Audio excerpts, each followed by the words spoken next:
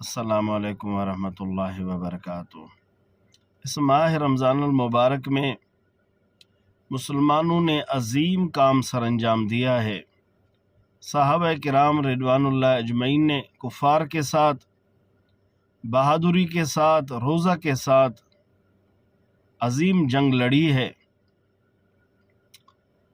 جو کہ جنگ بدر کے نام سے مشہور ہے۔ اس جنگ میں 70 مشرکین قتل مردار ہوئے اور کم بیش 70 قید ہوئے۔ حکمت الہی کے اس جنگ میں 14 صحابہ کرام شہید ہوئے۔ اللہ کے رسول کی رضا کو پا کر جنت کی سعادت حاصل کیے۔ ان صحابہ میں سے 8 صحابہ کرام انصار میں سے تھے اور 6 صحابہ کرام مہاجرین میں سے تھے۔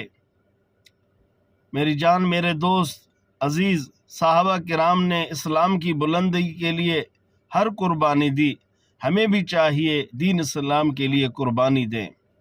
اللہ آپ کو اور اس فقیر کو صحابہ کرام کے صدقے اپنی محبت عشق نصیب فرمائے، کامیابی نصیب فرمائے۔